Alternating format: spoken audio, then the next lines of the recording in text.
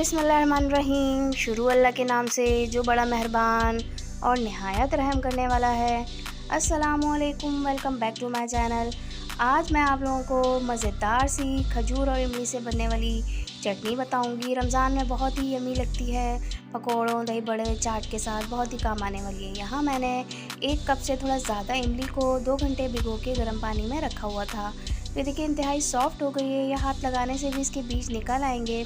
और यहाँ ये खजूरें हैं, खजूरें भी मैंने 1 कप से थोड़ा ज़्यादा ली थी। खजूरों को भी मैंने बीज निकाल के कट करके बीज से यहाँ पर मैंने भिगोया हुआ है। 2 घंटे से मैंने इनको गर्म पानी में भिगो के रखा हुआ था। तो ये देखिए इंतहाई सॉफ्ट हो गई हैं। सबसे पहले तो मैं खजूरों को जो है ब्लेंड कर लूँगी और उनको छान लूँगी। उसके बाद मैं इसकी जो है इमली को करूँगी। यहाँ पर देखिए सबसे पहले मैंने हैंड ब्लेंडर में खजूरों को डाल दिया है। ये देखिए खजूरें मैं इसमें डाल रही हूँ। इसी के पानी में इसको डालकर हमें ब्लेंड करना है।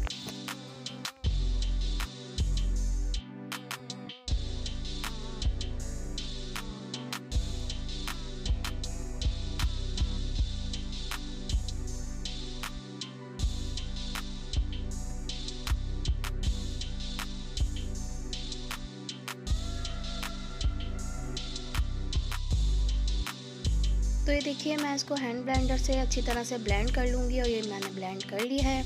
यहाँ ब्लेंड करने के बाद इसको हमें थोड़ा सा छानना है। तो यहाँ पर मैंने एक स्ट्रेनर रख लिया है, थोड़ा सा मोटे दानों वाला है। इसको मैं इसमें डाल रही हूँ।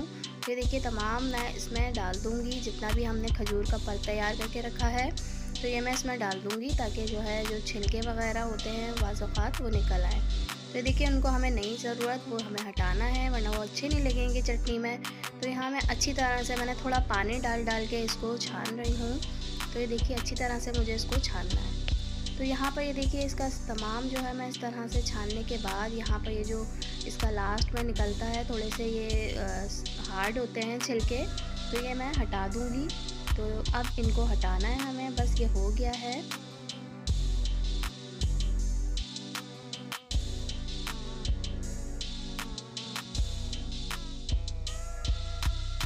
अब मैं क्या करूँगी, उसी स्ट्रेनर को दोबारा से रखूँगी और उस पर इमली वाला पल्प का जो है भीगा हुआ वो मैं इसमें तमाम ऐड कर दूँगी। थोड़ा सा पानी डालूँगी, प्याले को साफ़ करेंगे और इसको अच्छी तरह से दबा दबा के सारा पल्प इसका हम निकाल लेंगे। तो ये देखिए तमाम जो है इसका पल्प हमें निकालना है, फिर इसको हमें इसके बीजों से अलग करना है। तमाम बीज इसमें से निकाल लेंगे और अच्छी तरह से छान लेंगे। इसमें भी थोड़े से छिलके से होते हैं जो कि अच्छे नहीं लगते हैं चटनी में और बहुत ही जो है उसका लुक भी ख़राब आता है। तो ये देखिए तमाम ना इस तरह से थोड़ा सा पानी डाल के इसका पल्प निकाल लूँगी ताकि अच्छी तरह से हमें इसका पल्प हासिल हो जाए।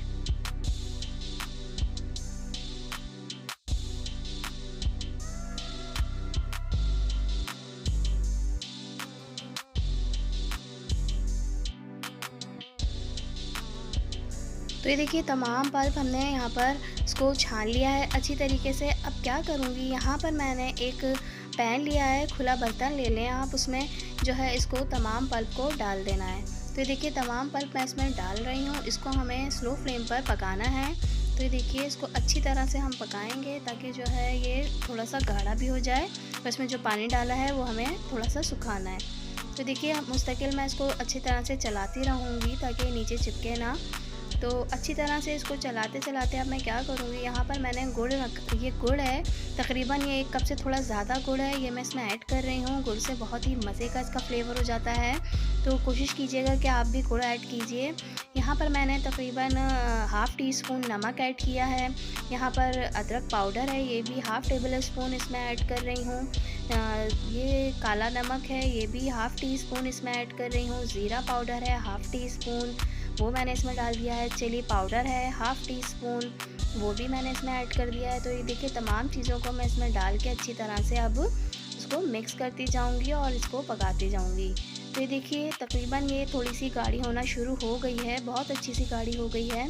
मुझे इसको 10 से 15 मिनट लगे थे इस तरह पकाने में। तो ये देखिए कितना अच्छा इसका टेक्सचर आया है, एकदम सी ग्लॉसी सी हो गई है ये। अगर आपको थोड़ी खट्टी लगे तो आप इसमें शुगर भी ऐड कर सकते हैं, तकरीबन हाफ़ कप शुगर इसमें ऐड कर सकते हैं।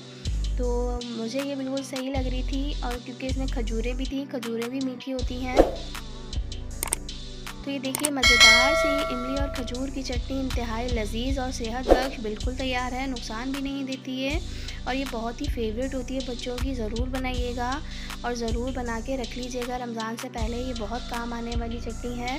तो ये देखिए अब मैं इसको कंटेनर में भर के इस तरह से ठंडा करके रख लूँगी और ये बिल्कुल ख़राब नहीं होती है। आप इसको फ्रिज में रखिएगा आराम से, ये ख़राब नहीं होती है। तो मैंने देखिए इस तरह से बना ली है, आप भी बना के रखिए और मुझे फ़ीडबैक दीजिएगा ये कैसी बनी थी। बहुत ही मज़ेदार लगती है।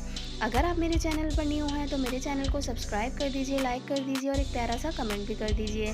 तो ये देखिए किस तरह से इसका टेक्सचर हुआ है, ठंडा होने के बाद ये थोड़ी सी और गाढ़ी हो गई थी और इसका बहुत ही अच्छा सा ये देखिए ग्लॉसी सा टेक्सचर आया है। ज़रूर बनाइएगा और मुझे फ़ीडबैक दीजिएगा ये कैसी बनी थी। तो चलती हूँ, फिर हाज़िर होंगी ऐसी सी कोई रेसिपी के साथ। जब तक के लिए दुआओं में याद रखिएगा। अल्लाह हाफ़िज़। Thanks for watching.